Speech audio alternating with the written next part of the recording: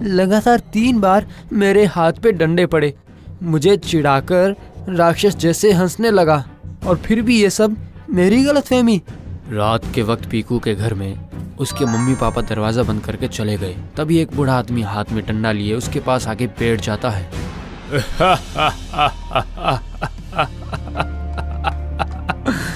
कोई गलतफहमी नहीं है बेटा, सब सच है, बिल्कुल साफ साफ सच है।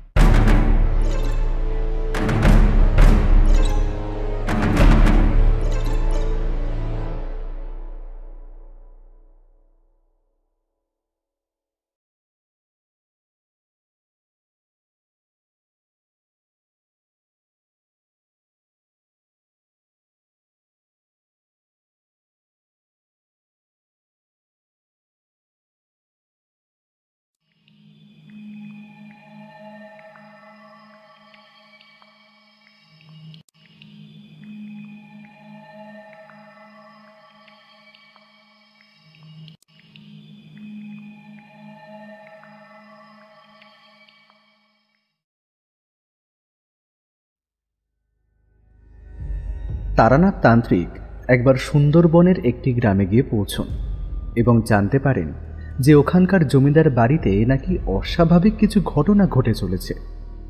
ওখানে গিয়ে কি এমন দেখতে পান তিনি? জমিদার বাড়ির ওপর কারই বা অভিশাপ লেগেছিল? তারানাথ তান্ত্রিক কি পারবেন জমিদার বাবু এবং তার পরিবারকে রক্ষা করতে? এই সকল প্রশ্নের উত্তর পাবেন আজকের এই গল্পে।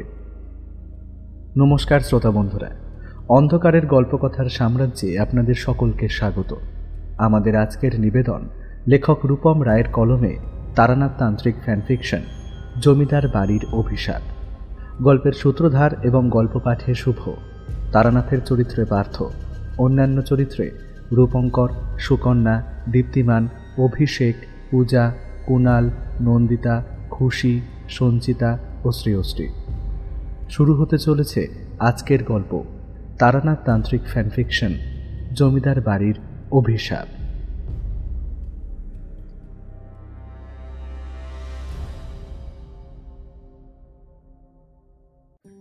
আজ মনটা ভালো নেই, তাই আনমনে জানলার কাছে বসে আছি চুপটি করে। আসলে এই শীতকালটা আসে ঠিকই, কিন্তু সাথে বয়ে নিয়ে আসে অনেকটা মন খারাপ। আর কেন জানি না এই মন খারাপটা যেন ছোঁয়াচে শীতকালে ধীরে ধীরে সবার মধ্যেই ছড়িয়ে পড়ে। আমি একটা চেয়ারের উপর বসেছিলাম। বাইরের ঠান্ডা হাওয়াটা বেশ লাগছে, কিন্তু ঠান্ডা হাওয়ায় যে শরীর খারাপ হতে পারে সে কথা আমার আর খেয়াল নেই।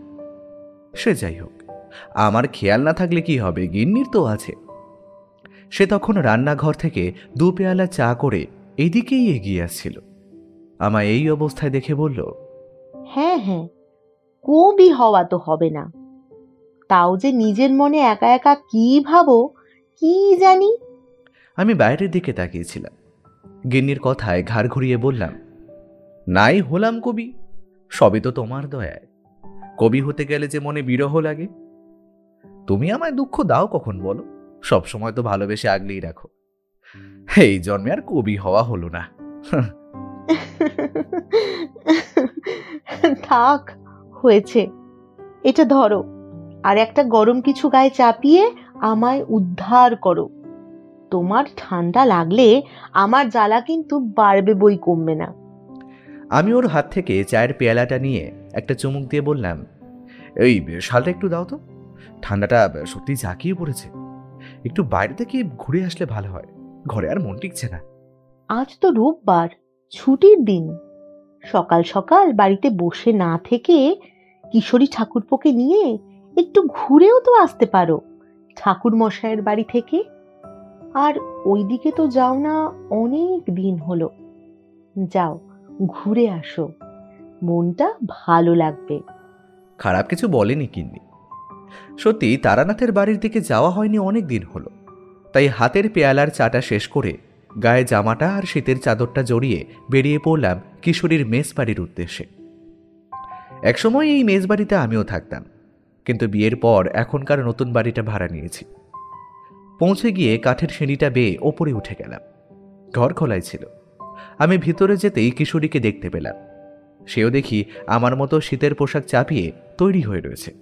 আমায় দেখেই সে একটু হেসে বলল, ভায়া, আরে তুমি তো তৈরি দেখছি, ঠাকুর মশাইয়ের বাড়ি যাবে তো? আমার মুখেও তখন হাসি। বললাম, চলো বেরো, দেরি করার লাভ নেই বুঝলে। আর যাওয়ার সময় একটু গরম গরম কচুরি নেব বুঝলে, ওই হরিদার দোকান থেকে।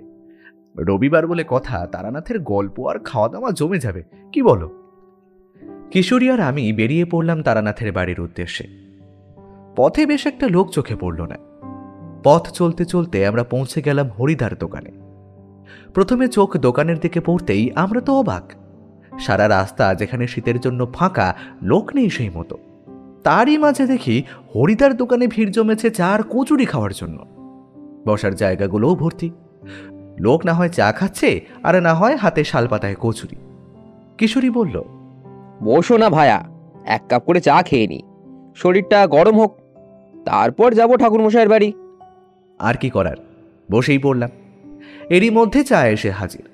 আমরা বেশ আয়েশ করে চায়ের সাথে সিগারেট খেয়ে নিলাম, কারণ ঠাকুর মশাইয়ের সামনে আমরা সিগারেট খাই না।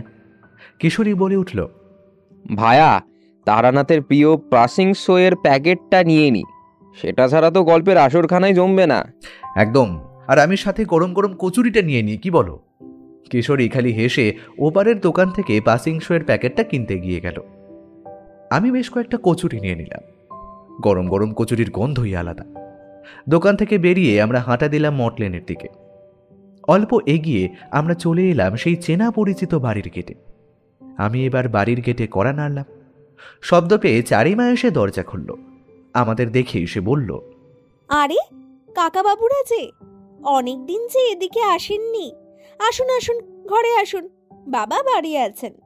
আর আপনারা চা খাবেন তো? আমি দুধ চা করে আনছি।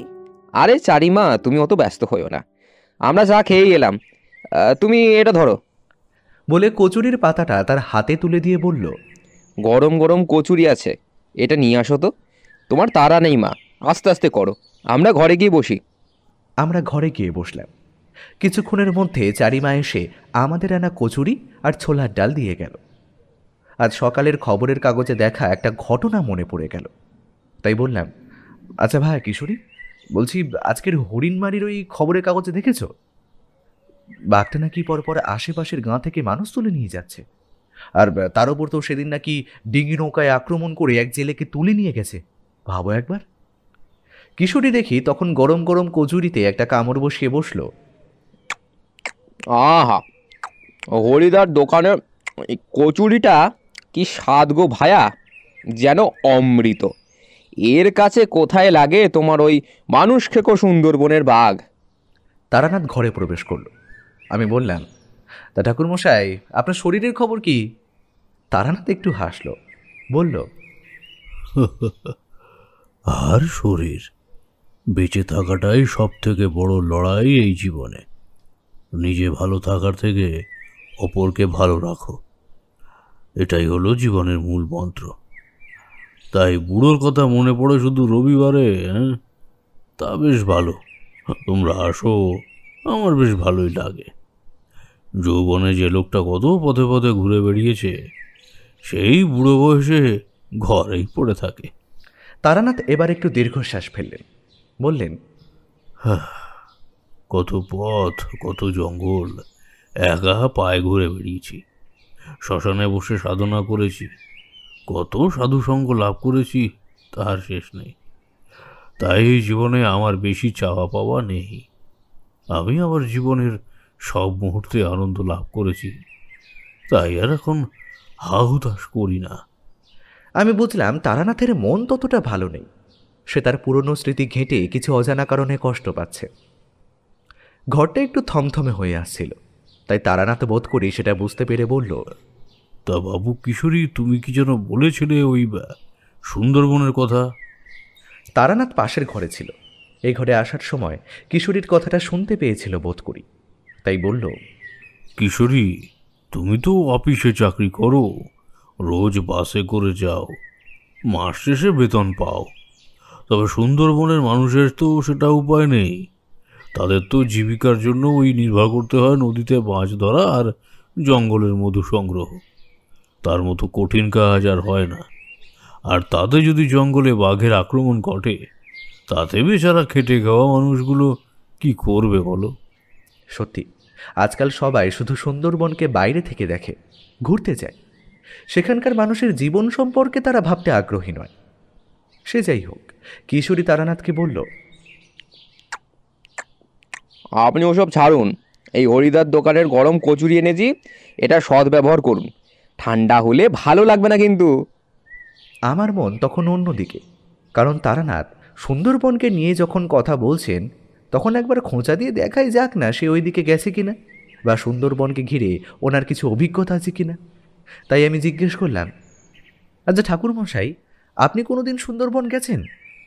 তারানাথ বলল, যাব না কেন, আমাদের ডাক পড়লেই ছুটে যেতে হয়।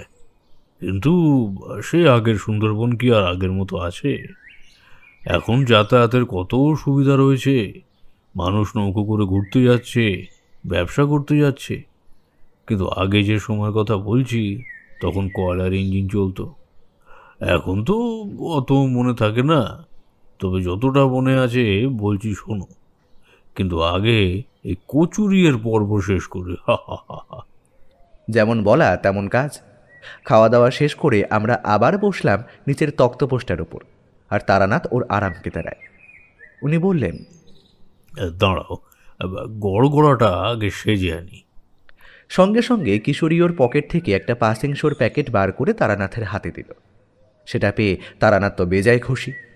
আসলে ওই সিগারেটটা তারানাথের খুব পছন্দের, আর ও বলে ধূমপান না করলে নাকি ওর গল্পের আমেজটাই আসে না। তারানাথ এবার সেই প্যাকেট থেকে একটা সিগারেট বার করে ধরিয়ে একটা বড় সড়ো টান দিল। তারপর এক রাশ ধোঁয়া ছেড়ে বললেন, তা আজ যে ঘটনাটি বলতে চলেছি, তা কিন্তু সুন্দরবনের একটা জায়গাকে ঘিরে, যার নাম হলো হরিণমারি। কিন্তু বাঘ বা জঙ্গলের কথা কিন্তু এই ঘটনায় নেই, কারণ এ হলো এক জমিদার বাড়ির অভিশাপের কাহিনী।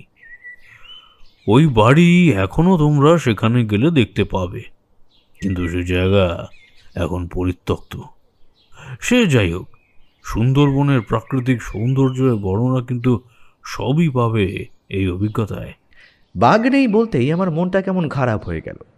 কিন্তু তারানাথ গল্প বলছে মানে তাতে ভয় থাকবে সেটা আমি বুঝে গেছি। তারানাথ এবার বলা শুরু করলো, এই ঘটনা অনেক দিন আগের। তখন আমি বাড়াইপুরের জমিদারদের বাড়িতে, তাদের বাড়ির শুভ কামনায় আর একটা শান্তি স্থাপন করতে হয়েছিল আমাকে। তখন ওদের পরন্ত জমিদারি শেষ হবে হবে করছে, আর তখন আগেরকার দিনের মতো জমিদারি ছিল না। কিন্তু বাড়াইপুর তীর্থ উপযুক্ত জায়গা, কারণ আদি গঙ্গা সেই স্থান দিয়ে বয়ে গেছে। কেত্তন খোলার এক শ্মশানও ছিল, যেখানে চৈতন্য মহাপ্রভুর পদধূলি পড়েছিল। সেই সময় যেখানে যজ্ঞ আর পুজোর সময় সেখানে আমন্ত্রিত ছিলেন অনেক জায়গার বড় বড় জমিদার বংশের জমিদারেরা। তার মধ্যে উপস্থিত ছিলেন 7 ছেলে, মোল্লাখালী হরিণমারির একমাত্র জমিদার এর নায়েব মশাই ব্রজগোপাল মুখার্জি। তিনি আমার যজ্ঞ আর ভক্তি দেখে মুগ্ধ হয়ে গিয়েছিলেন এবং আমার অনেক সুখ্যাতি শুনেছিলেন। তাই তিনি যজ্ঞ শেষ করে অনেকক্ষণ ধরেই আমাকে কিছু বলবেন করে আমতা আমতা করছিলেন। তারপর আমার কাছে এসে বললেন, ঠাকুরমশাই, আপনার অনেক নাম শুনেছি, কিন্তু এবার আপনাকে একটা অনুরোধ করার জন্য এলাম। আমার নাম ব্রজগোপাল সান্যাল, আর 7 জেলে, মোল্লাখালী, হরিনাবি মিলে 3টে তালুকের জমিদারির নায়েব হলাম আমি। কিন্তু ঠাকুরমশাই, এই শেষ কয়েক মাস ধরে আমাদের জমিদারবাবু ও পুরো সংসার এক মহা সমস্যায় পড়ে আছি। আমাদের বিশ্বাস এই যে বাড়িতে খুব খারাপ কিছু ঘটেছে, বা এমন কিছু অভিশাপ লেগেছে যা এমন অবস্থার কারণ। আমাদের জমিদারবাবুর এখন পড়ন্ত বয়স, কিন্তু এই সব অদ্ভুত ঘটনার গিন্নিমার আকস্মিক মৃত্যুতে উনি আরও বেশি ভেঙে পড়েছেন। তাই তিনি নিজেই অনুষ্ঠানে না এসে আমাকে পাঠালেন। আর না আসলেও তো খারাপ দেখায়, কারণ বারুইপুরের জমিদারবাবু আমাদের জমিদারবাবুর খাস লোক। কিন্তু এবার আমি আপনার ভক্তি আর শ্রদ্ধা দেখে বুঝেছি আপনিই হয়তো পারবেন আমাদের এই বিপদ থেকে উদ্ধার করতে। আর তাই আমি চাই আপনি আমার সাথে একবার সুন্দরবনে আমাদের তালুকে চলুন। তা হঠাৎ করেই বললে তো আর যাওয়া যায় না। আমি ওনাকে জিজ্ঞাসা করলাম, আপনি কেমন বিপদের মুখে পড়েছেন, আর কী বা সেই সমস্যা, সবটা খুলে বলুন, আমি শুনি। যদি মনে করি যাওয়ার দরকার আছে তবে আমি নিশ্চয়ই যাব। তিনি দেখলাম আমার কথা শুনে খুশি হলেন, তারপর বলা শুরু করলেন। আচ্ছা বলি শুনুন, আমাদের এই জমিদার বংশ খুব পুরনো, আর পূর্বপুরুষদের সময় থেকে অভাব কিছুই ছিল না। আমাদের নিজেদের বহু বজরা আছে সুন্দরবনের বুকে। তারা মাছ ধরে আর জঙ্গলের খাঁটি মধু শহরে আমদানি করে। সাথে আমাদের চাষাবাদও আছে অনেক, মানে সব মিলিয়ে বেশ কিছু শস্য শ্যামলা আর সুন্দরী ছিল। আর জমিদার মশাই প্রতাপ নারায়ণের মোট 3টে ছেলে আর 1টি মেয়ে। মেয়ে আমাদের সব থেকে বড় ছিল, তার বিয়ে দিয়েছেন তা বছর 4 হবে। বাড়িতে গিন্নিমা, জমিদার মশাই আর 3 ছেলে ও প্রথম বড় 2 ছেলের বউ। বলতে গেলে সাজানো গোছানো সুন্দর সংসার ঠাকুরমশাই। ভাইদের মধ্যে এত সদ্ভাব তা বলার নয়। গিন্নিমাই এই সংসারটাকে সুন্দরভাবে এগিয়ে নিয়ে যাচ্ছিলেন, আর তার সাথে 2 পরমা সুন্দরী ছেলের বউ। সে যাই হোক, সব কিছু ভালোই চলছিল, কিন্তু জমিদার মশাইয়ের বয়স হয়েছে তো, তাই হয়তো গিন্নিমা ওনাকে ছোট ছেলের বিয়ের জন্য জোরাজুরি শুরু করেন। জমিদার মশাইও তাতে আপত্তি জানাননি। তার জন্যেই শুরু হলো ছোট ছেলের জন্য পাত্রী দেখা। সব বড় বড় ঘরের জমিদার, শেঠ, ব্যবসাদারদের মেয়েদের দেখা শুরু হলো। ঘটকরা তো একের পর এক পাত্রীর সন্ধান এনেই চলেছে। কিন্তু ব্যাপারটা হলো, জমিদারের ছোট ছেলে রুদ্রর কিছুতেই কোনো মেয়ে নাকি পছন্দ হয় না। 1 মাসে এত মেয়ে দেখানো হয়েছিল যে সবাই এবার প্রায় হাঁপিয়েই পড়েছিল। হঠাৎ করেই রুদ্র একদিন কাছের এক জঙ্গলে শিকার করতে যায়। সে ভালো কথা, জমিদারের ছেলে, আশেপাশে বোন সব বোঝেনি তো। কিন্তু আসল ব্যাপার হলো, রুদ্র সেই দিন শিকারে গিয়ে বাড়িতে ফিরেই জমিদার মশাইকে বললেন যে তার এক মেয়েকে নাকি পছন্দ হয়েছে। রুদ্র নাকি তাকে জঙ্গলের মধ্যে থাকা একটা পুরোনো আমলের মন্দিরে দেখেছে। আর সেই মেয়েকে দেখেই ও ঠিক করে নিয়েছে যে যদি বিয়ে করতে হয় ও সেই মেয়েকেই বিয়ে করবে।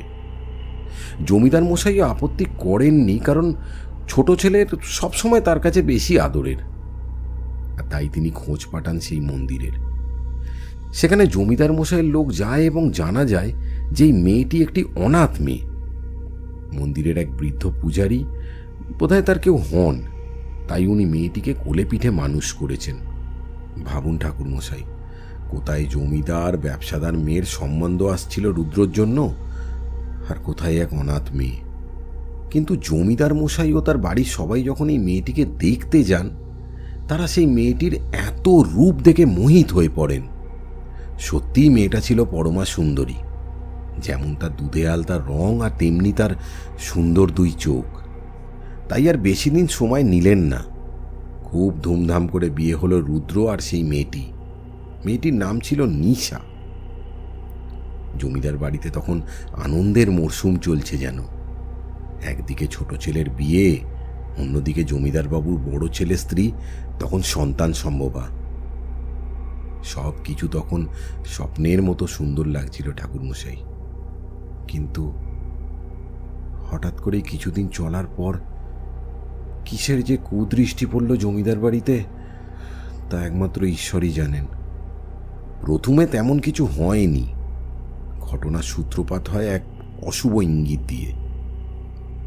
আমাদের জমিদার বাড়ি অনেক বড়, আর তাতে বহু ঘর। কিন্তু একদিন সকালে জমিদার মশাই ওনার ছাদে একটু প্রাতঃভ্রমণ করতে যান। কিন্তু সেখানে পৌঁছে তিনি যা দেখেন তাতে ওনার চক্ষু চড়ক গাছ। কারণ সেখানে পড়ে আছে একটি মরা কাকের ছিন্ন ভিন্ন দেহ। তা সেটা নিয়ে কেউ অত মাথা ঘামায়নি, কিন্তু হঠাৎ করেই পরপর মাঝে মাঝেই একই ঘটনার পুনরাবৃত্তি দেখা যায়। অপরদিকে মাঝরাতে কোথা থেকে এক বড় ধরনের হুতুম পেঁচা এসে বসে বাড়ির লাগোয়া এক শিমুল গাছে, আর সারা রাত সে এক অদ্ভুত কণ্ঠে ডেকে চলে। আমাদের মধ্যে গিন্নিমাই সব ব্যাপারটা লক্ষ্য করেন। আমাদের জমিদার বাড়িতেই মা বনদেবীর এক মন্দির আছে। মা খুবই জাগ্রত, সেখানে রোজ নিত্য পুজো হতো। গিন্নিমা জমিদার মশাইকে বলেছিলেন যে এত কিছু ঘটছে তা তো নিতান্ত কাকতালীয় নয়, কিছু তো একটা খারাপ কোথাও ঘটছেই।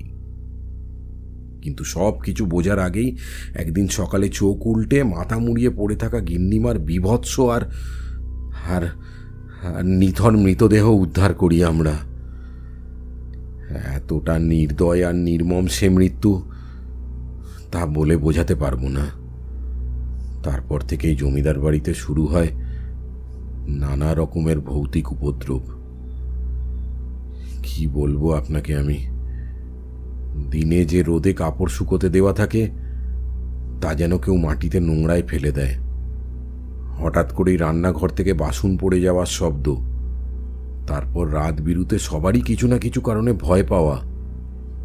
আর সব থেকে অদ্ভুত হলো ঠাকুরমশাই, বাড়িতে যখন ভাতের চাল গরম করতে রান্না চাপানো হয়, ঘন্টার পর ঘন্টা সেই চাল সেদ্ধ হবার বদলে চালই থেকে যায়।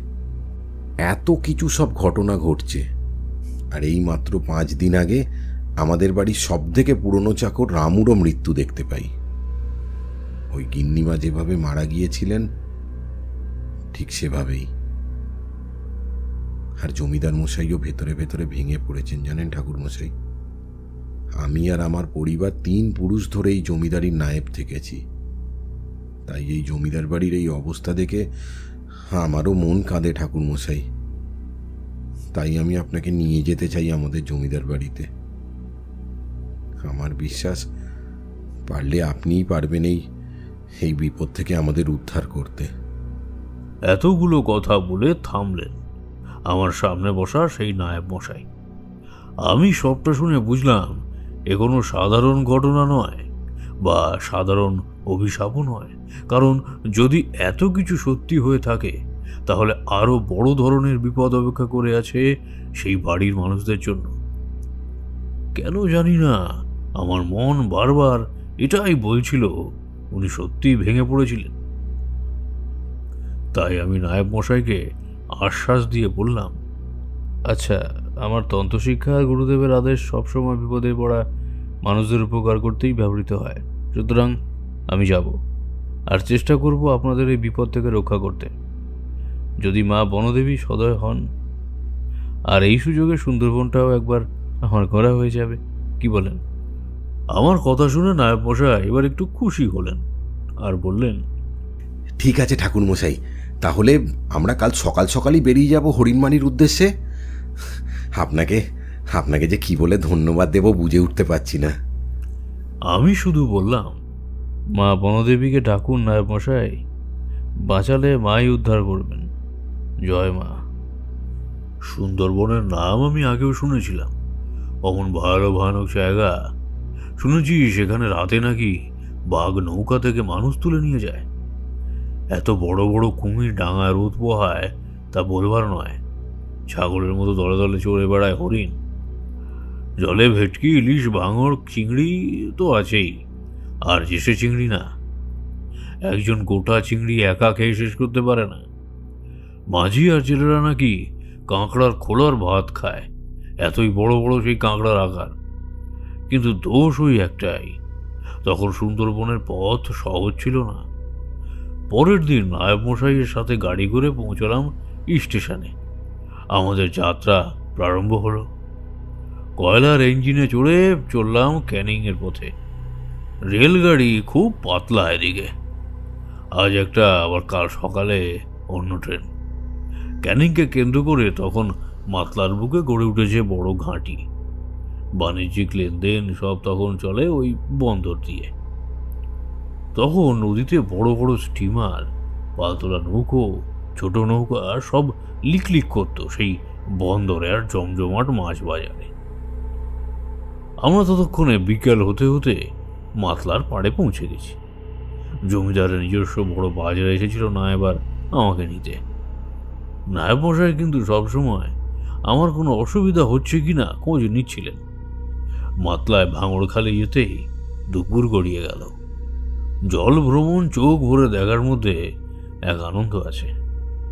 আমরা তখন ধীরে ধীরে নদীর উপর দিয়ে ভেসে চলেছি। ডাঙায় তখন এপাশ ওপাশ দিয়ে মাঝে মাঝেই দেখা মিলছে হরিণের। একটা দুটো কুমিরও দেখেছি, কিন্তু এবার অন্ধকার নেমে এলো।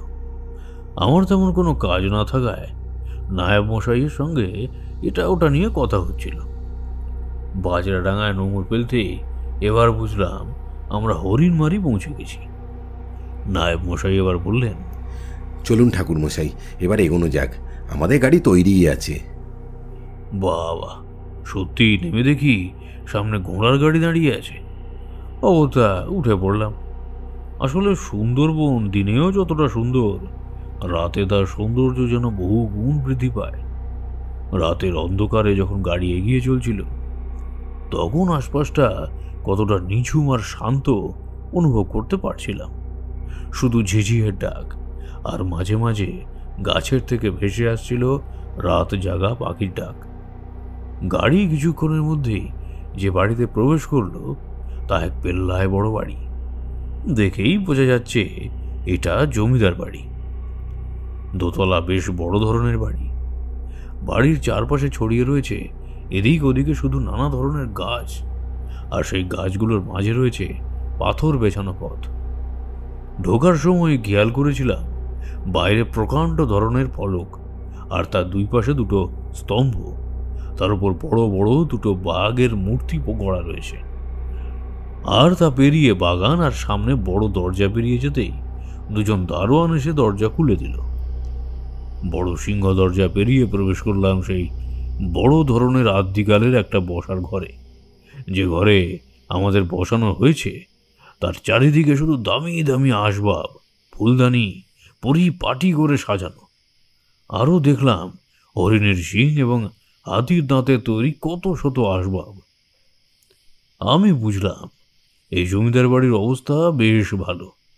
এবার বেশ খিদেও পেয়েছিল, তাই সবাই স্নান সেরে নিলাম। সময় মতো আমাদের খাওয়ার ডাক পড়ল।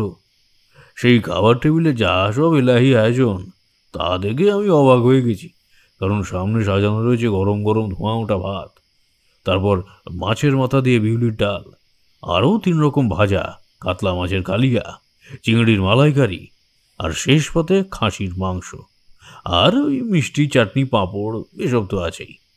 খাওয়ার টেবিল ছেড়ে যেন উঠে যেতে চাইলেও খাওয়ার জন্য পুরোতে যায় না। খাওয়া দাওয়ার পর্ব শেষ করেই নায়ব মশাই আমাকে বললেন, ঠাকুর মশাই, আপনাকে তো আগেই বলেছি, জমিদার মশাই শরীর কিন্তু তেমন ভালো নেই, তাই উনি ঘরেই থাকেন এখন। আপনি কি এখন জমিদার মশাইয়ের সাথে একটু দেখা করতে যাবেন?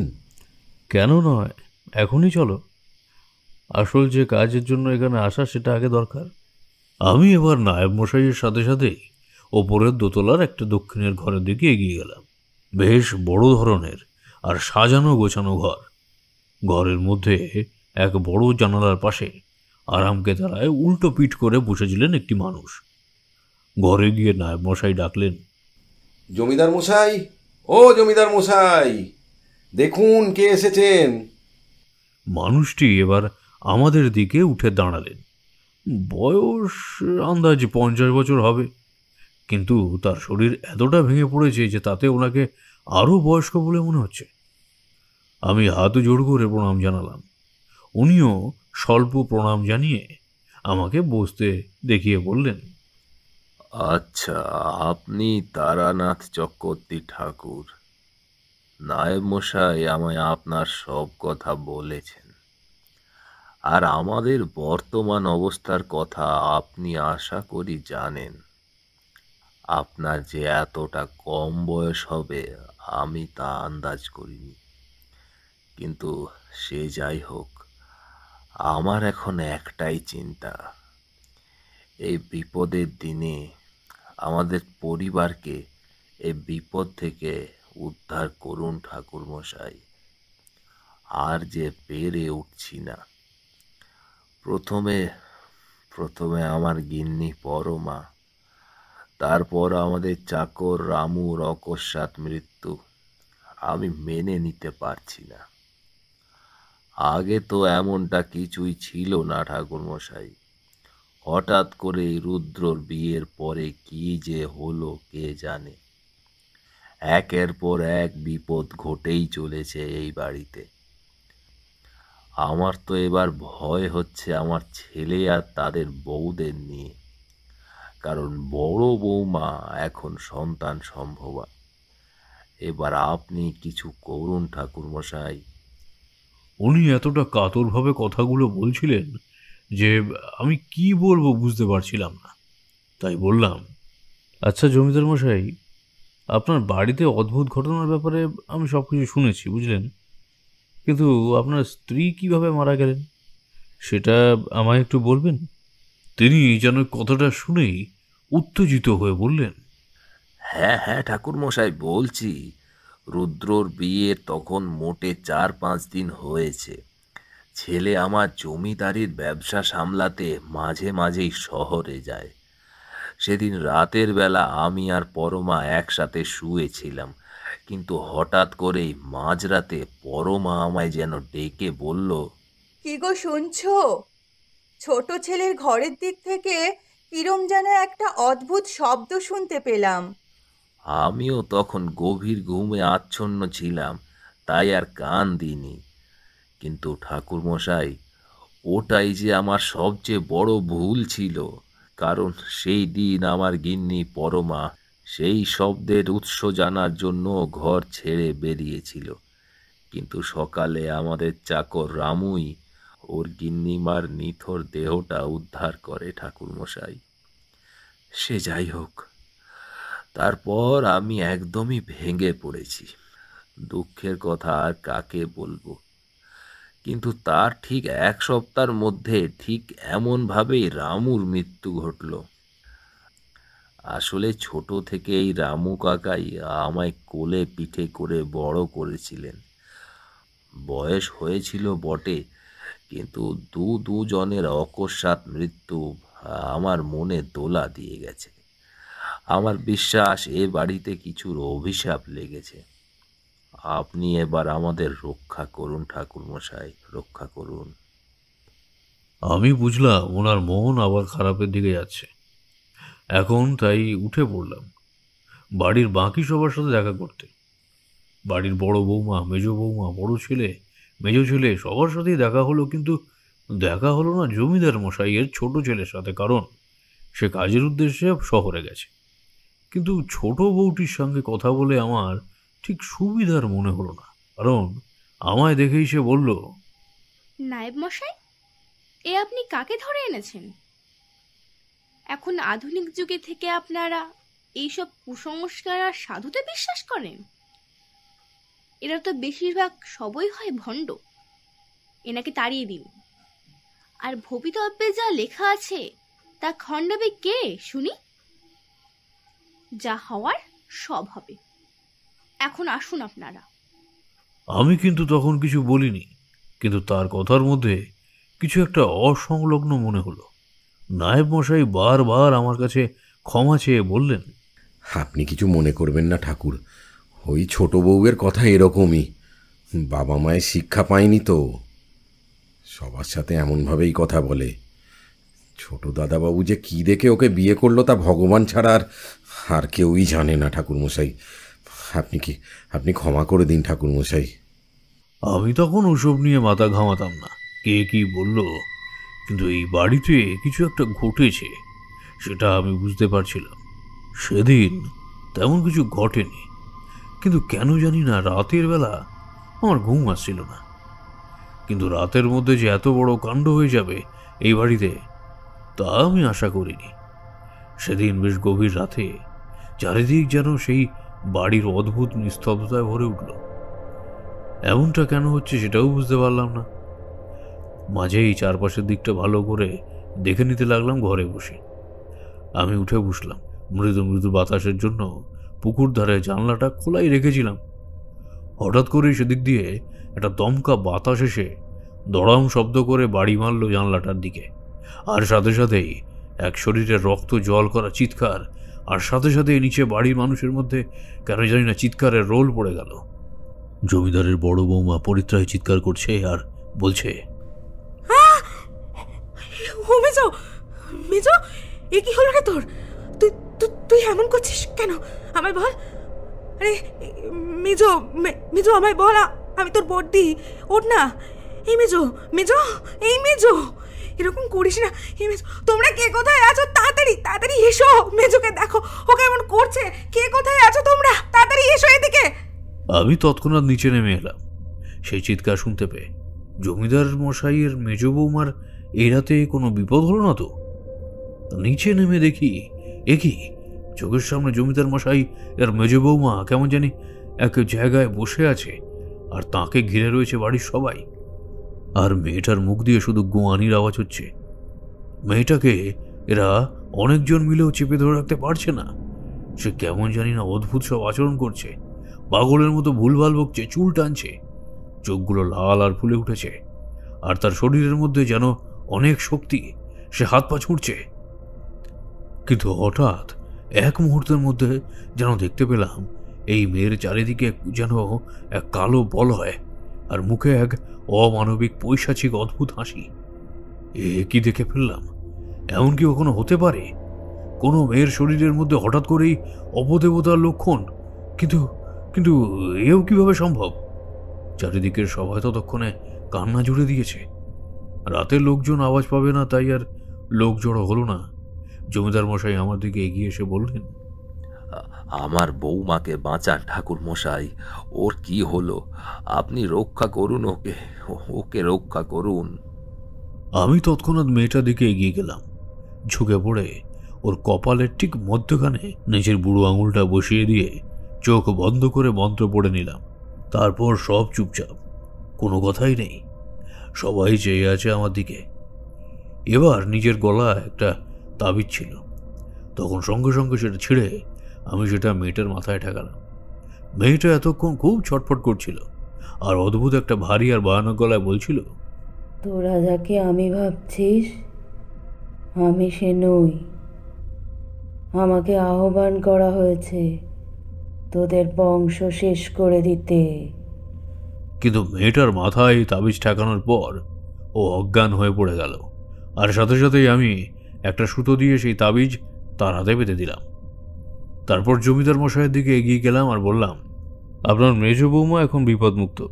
আপনাদের বংশকে কেউ শেষ করে দিতে চাইছে, আর সেই আহ্বান করেছিল এক অপশক্তিকে, এবং সেই অপশক্তি আশ্রয় নিয়েছিল এই অবলা শরীরে।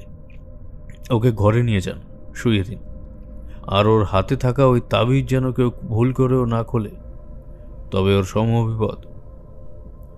আপনারাও আর চিন্তা না করে শুয়ে পড়ুন, যান, ভয় পাওয়ার কিছু নেই আর। জমিদার মশাই এবার আমার দিকে হাত জোড় করে বলল, ঠাকুর মশাই, ঠাকুর মশাই, আপনি যেভাবে আমার মেজ বৌমাকে বাঁচালেন, এর ঋণ আমি কোনোদিনও শোধ করতে পারবো না। সব কিছু মিটল ঠিকই। আমি তখন একটা জিনিস খেয়াল করলাম যে সবাই তো এত ভয়ানক বিপদের সময় এখানেই ছিল, তাহলে জমিদার মশাইয়ের ছোট বৌমা কোথায়? বাড়ির এত বড় বিপদের সময় ওর দেখা নেই কেন? কতটা মনে মনে আমি চেপে রাখলাম। রাতে ঘুম হয়নি সেই সব ঘটনার পর, তাই সকালে ঘুম ভাঙলো একটু দেরিতে, তাও নায়েব মশাইয়ের ডাকে। উনি আমায় ঘুম থেকে তুলে বললেন, ঠাকুরমশাই, ঠাকুরমশাই, তাড়াতাড়ি ছাদে চলেন, আবার সেই বীভৎস কাণ্ড। এই কদিন বন্ধ ছিল, আজ আবার সেই ঘটনা ঘটেছে। আমি যখন ছাদে পৌঁছালাম সেখানের বীভৎস দৃশ্য দেখে আমার চক্ষু চড়ক গাছ, কারণ সেই ছাদের এক কোণে পড়ে আছে একটা কুচকুচে কালো রঙের কাক, এর ছিন্ন ভিন্ন হয়ে যাওয়া দেহ। প্রাণীটার শরীরে অল্প কটা পালক রয়েছে। এমন নির্মম আর নৃশংসভাবে কে কে হত্যা করল? মনে মনে তখন ওই প্রশ্নটাই চলছিল। ছাদের এদিক ওদিক তাকিয়ে দেখতে পেলাম ছাদের কোণে একটা ছোট চিলেকোঠা জাতীয় ছোট ঘর। নায়েব মশাইকে জিজ্ঞাসা করলাম, আচ্ছা ওই ঘরটা কিসের ঘর? ওটা কি কেউ ব্যবহার করে? না ঠাকুর, এ বাড়িতে এত ঘর, ওখানে খালিই পড়ে থাকে। ওখানে বাড়ির পুরনো কিছু বাতিল জিনিস থাকে, আর বেশিরভাগটাই ফাঁকা থাকে। আমি কথা না বাড়িয়ে এগিয়ে গেলাম সেই ঘরটার দিকে। সেই ঘরের দরজায় একটা তালা লাগানো ছিল, কিন্তু তা হাত দিতেই খুলে গেল। ভিতরে প্রবেশ করে দেখি একই চারিদিকে ঘরটার এদিকে ওদিকে ছড়ানো রয়েছে পাখির কালো কালো পালক, লাল রক্তের দাগ, একটা বড় যজ্ঞকুণ্ড, আর শত শত পোড়া কাঠ, রাশি রাশি ছাইয়ের স্তূপ, আর আরও অনেক তন্ত্রের জিনিস যা নিম্নমানের তন্ত্র সাধনার কাজে লাগে। আমি এইসব দেখে বুঝে গেছি এই বাড়িতে কেউ আছে যে এই বংশের ক্ষতি করতে চায়। সেই কাল আত্মার আহ্বান করেছিল যা মেজ বৌমা শরীরে প্রবেশ করেছিল, আর সে নিশ্চিত পিশাচ আহ্বান করেছিল, কারণ এই সমস্ত জিনিস দিয়ে পিশাচ আহ্বানও সম্ভব। কিন্তু আমার মনে মনে তখন কৌতূহল বাসা বেঁধেছে। আমি নায়েব মশাইকে বললাম, আপনি আর আমি এই ছাদের ঘরে যা দেখলাম তা কাউকে বলবেন না, এটা গোপন থাকুক। আমি জানতে চাই এই বংশের বিপদ ডেকে কে আনছে। চলুন ঘরটা বন্ধ করে যেরকম তালা ছিল লাগিয়ে দিই। ঠিক আছে ঠাকুরমশাই, তাই হবে। সেই দিন সিঁড়িতে নামতে নামতে আমার হঠাৎ করেই মনে পড়ল কাল যে মহা অমাবস্যা তিথি, আর আমার মন বারবার করে বলতে থাকলো কাল নিশ্চিত কিছু একটা হবে। এতটুকু বলে তারানাথ থামল, উঠে দাঁড়িয়ে বললেন, দাঁড়াও, আরও এক কাপ চা বলে আসি। বলে উনি উঠে গেলেন। আসলে তারানাথের এটা একটা স্বভাব, যখন দেখবে যে গল্পটা একটু জমে এসেছে এবং শেষের পর্যায়ে প্রায়, ও তখন গল্প বন্ধ করে বাইরে যায় চারিমাকে চা করে আনার জন্য বলতে। আর তখন আমার আর কিশোরীর মনে কি চলছে তা বলে বোঝাতে পারবো না, কারণ গল্পের উত্তেজনাটাই এমন। তাই তারানাথ আসার আগে আমরা দুইজন একটা করে সিগারেট ধরিয়ে নিলাম। তারানাথ যতই আমাদের সাথে বন্ধুর মতো মিশুক না কেন, আমরা মানুষটার সামনে কোনোদিনও সিগারেট খাই না, তাই এই অবকাশটা তারানাথ নিজেই দেয় আর বোঝেও। মিনিট খানেক পর উনি এলেন বাইরে থেকে, একটু গলা খাঁকড়িয়ে একটু কেশে নিল। ভেতরে এসে ঢুকতেই আমি জিজ্ঞেস করলাম, তারপর ঠাকুরমশাই, তারপর কি হলো বলুন না। হ্যাঁ, তো কোথায় ছিলাম যেন আমি? হ্যাঁ, সেই দিন জমিদারবাবুর ছোট ছেলে শহরে থেকে ফিরল। সে আমি এসেছি শুনেই আমার সাথে দেখা করতে এলো আমার ঘরে, আর বলল, ঠাকুরমশাই, আপনার অনেক নাম শুনেছি, আসলে সবটাই আপনি জানেন। কোথা দিয়ে যে কী হয়ে গেল বুঝতে পারছি না। হঠাৎ করেই আকস্মিকভাবে মায়ের চলে যাওয়া, তার উপর রামু কাকার ওই একই রকম পরিণতি, বাড়ির এই রকম অবস্থা, আর কি বলি। কিন্তু আমি একটা জিনিস বলতেই আজ আপনার কাছে এলাম ঠাকুরমশাই। জানি না আমি কতটা সত্যি বলবো বা ভুল বলবো, কিন্তু এই সন্দেহ আমার মনে কেমন যেন দানা বেঁধে আছে। আমি বললাম, হ্যাঁ বাবা, তুমি বলো, কি সন্দেহ করছো তুমি? আচ্ছা ঠাকুর, আপনি আমার বউয়ের সাথে কথা বলেছেন? আমি ঘাড় নেড়ে সম্মতি জানালাম। সে আবার বলা শুরু করলো, ঠাকুর, এই বাড়িতে যখন মা আর রামু কাকার সেই মর্মান্তিক মৃত্যু ঘটেছে, তখন কিন্তু 2 দিনই আমি বাড়িতে উপস্থিত ছিলাম না। আর কাল রাতেও বাড়িতে মেজবৌতির অদ্ভুত আচরণ ওই একইভাবে। ভেবে দেখুন, কালও কিন্তু আমি শহরে ছিলাম। অর্থাৎ এই সব ঘটনাগুলো ঘটেছে সবই আমার অনুপস্থিতিতে এই বাড়িতে। আর আমি অনেক দিন ধরেই খেয়াল করছি আমার বউ এই বাড়িতে আসার পর থেকেই এই সব ঘটনার সূত্রপাত। আমার মনে হয় ওর আর এই অদ্ভুত সব ঘটনার মধ্যে কিছু একটা যোগ আছে। বলে ছেলেটি নিচের দিকে চাইল, কারণ নিজের বউকে সন্দেহ করার জন্য সে হয়তো অসম্মানিত বোধ করছে। আমি ওর কাঁধে হাত রেখে জানালাম, হ্যাঁ, তুমি যা সন্দেহ প্রকাশ করেছ আমারও তাই মনে হচ্ছিল বারবার। কিন্তু আমার মন বলে যে কাল অমাবস্যার রাত, তাই এই বাড়িতে যে ক্ষতি করতে চায়, হয়তো তোমার বউ হোক বা অন্য কেউ, কাল সে বড় কিছু বিপদ বা আঘাত আনতে চলেছে এই পরিবারের ওপর। তার আগেই ওকে আটকাতে হবে। আপনি যা করবেন ঠাকুর, তা মঙ্গলের জন্য করবেন। আপনি যা বলবেন আমি তাই করতে রাজি। শুধু আমাদের পরিবারের সবাইকে রক্ষা করুন। সেই অপরাধী যদি আমার বউও হয় তাতে আমার কিছু আসে যায় না। যে আমার মায়ের এই নির্মম পরিণতি করেছে তার বিচার ভগবান নিজে করবেন।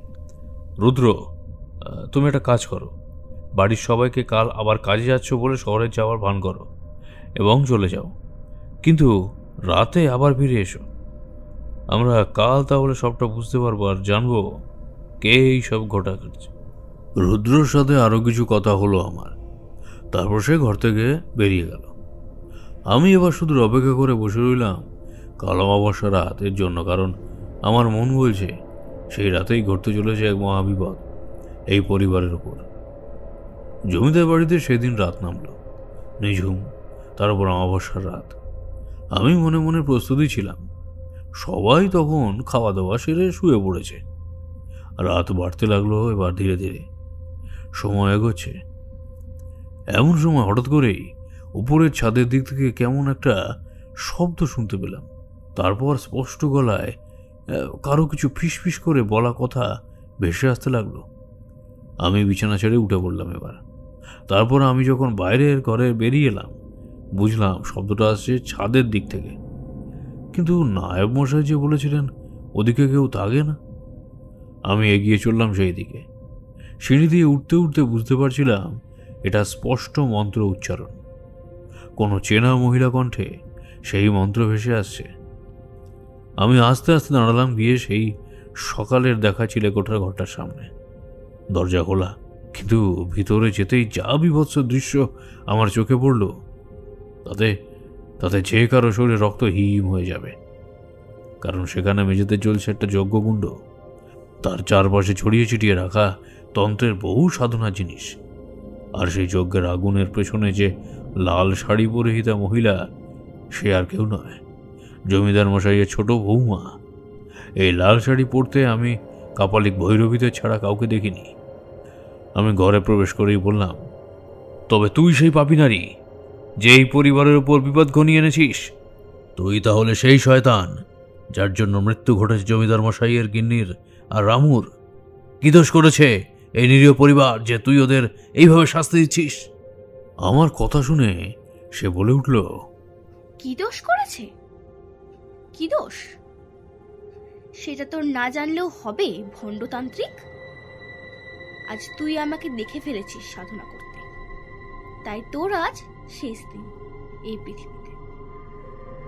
আর ওই বুড়িটা আর চাকরটাও আমার গোপন সত্য জানতে পেরে গেছিল, তাই ওদেরও শেষ করে দিতে হয়েছে। আর আজ তোর সাথে এই বাড়ি পুরো শেষ হবে। আজ অমাবস্যার রাত, আমার শক্তি বৃদ্ধি পাবে এই রাতেই। আর এই রাতের জন্যই অপেক্ষা করছিলাম আমি। এই বংশের শেষ করব আমি, নিজে প্রতিজ্ঞা করেছিলাম, আর সেটা করেই ছাড়ব। তুই নিজেও তো এই পরিবারেরই একজন, তাহলে কেন এই পরিবারকে শেষ করে দিতে চাইছিস? মেয়েটা এবার উঠে দাঁড়িয়ে পাগলের মতো হাসতে লাগলো, আর তার কেশ বিন্যাস তখন হাওয়ায় ভাসছে। সেই অবস্থায় সে বলল,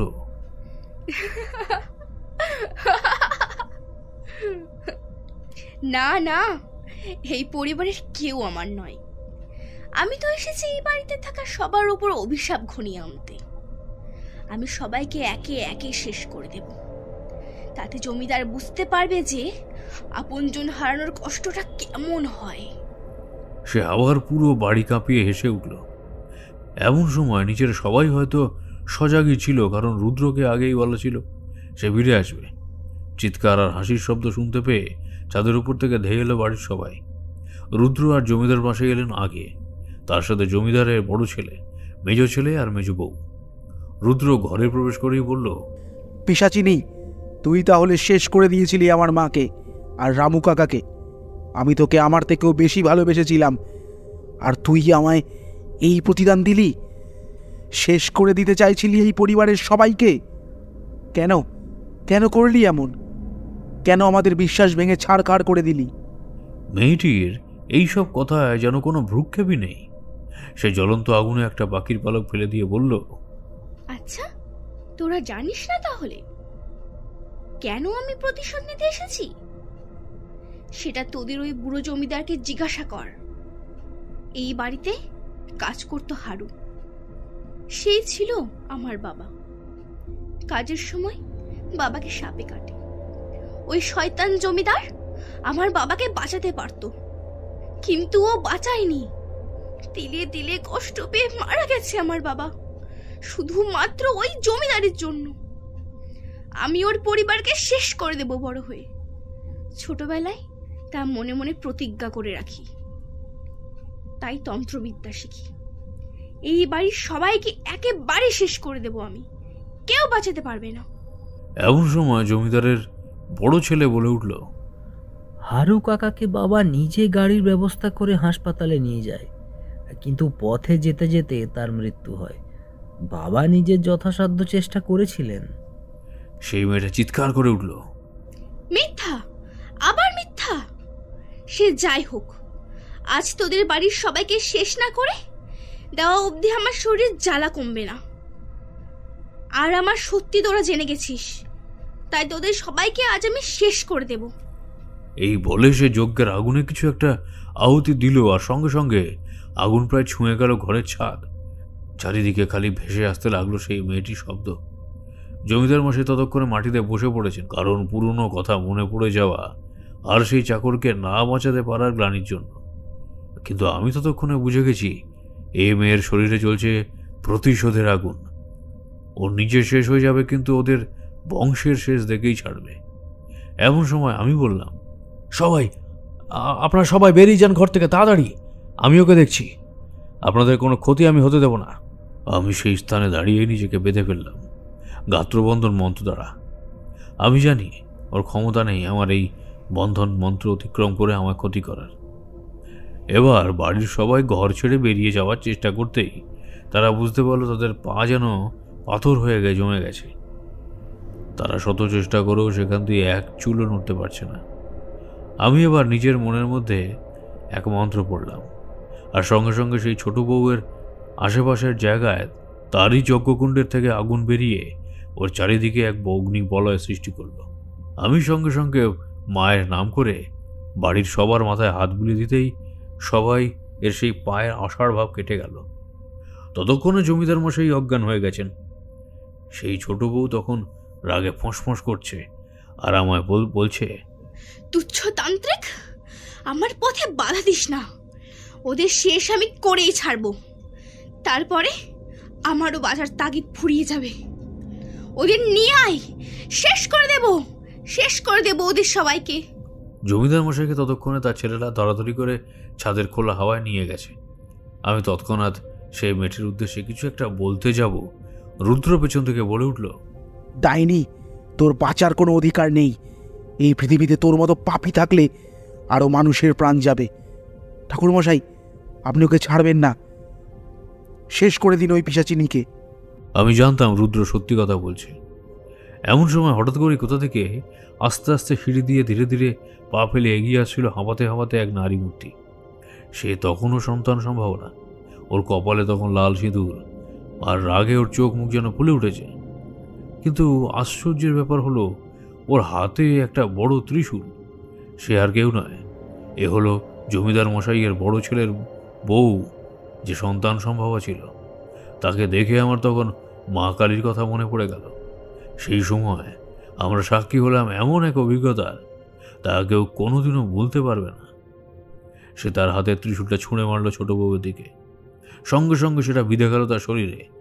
সঙ্গে সঙ্গে গগনভেদী আর্তচিৎকারে সারা ঘর ভরে উঠল, আর সঙ্গে সঙ্গে ছোট বউয়ের দেহটা পড়ে গেল জ্বলন্ত আগুনের যজ্ঞকুণ্ডের ভিতর। আর বড় বউ ততক্ষণে অজ্ঞান হয়ে পড়ে গেছে।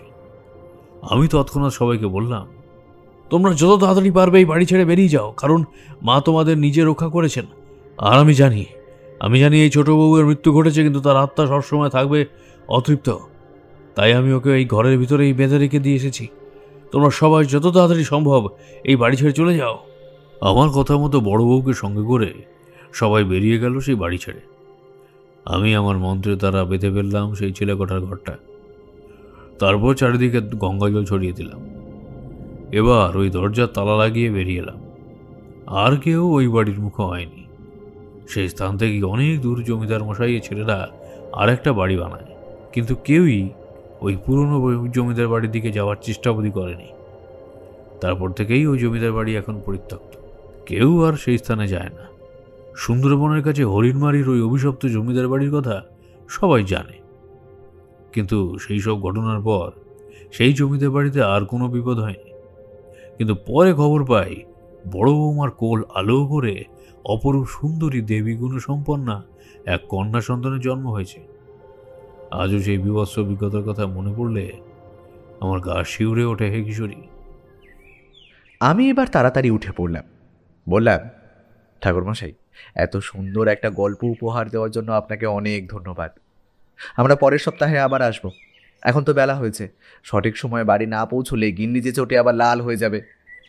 তারানাথ শুধু মাথা নেড়ে সম্মতি জানালো।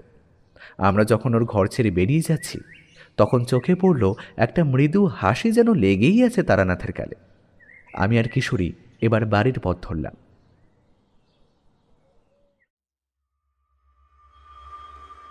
শুনছিলেন লেখক রূপম রায়ের কলমে তারানাথ তান্ত্রিক ফ্যানফিকশন জমিদার বাড়ির অভিশাপ। সম্পাদনা, ডিরেকশন এবং ভিডিওর ভিজুয়াল এফেক্টসে প্রায়ণ গোস্বামী। শব্দ পরিকল্পনা, মিশ্রণ এবং আবহ সৃষ্টিতে সাউন্ডস্কেপ। পোস্টার ডিজাইনে কৃষ্ণেন্দু মণ্ডল। কেমন লাগলো আজকের গল্পটি? ভালো লাগলে অবশ্যই আমাদের সাবস্ক্রাইব করে আমাদের সাথে থাকুন এবং লাইক ও কমেন্টের মাধ্যমে আপনার মতামত জানান। এরকম গল্প যদি আরও শুনতে চান তাহলে প্লিজ আমাদের কমেন্টের মাধ্যমে জানান। দেখা হবে নতুন কোনো গল্পে। ততক্ষণের জন্য শুভরাত্রি। ভালো থাকবেন এবং সকলকে ভালো রাখবেন।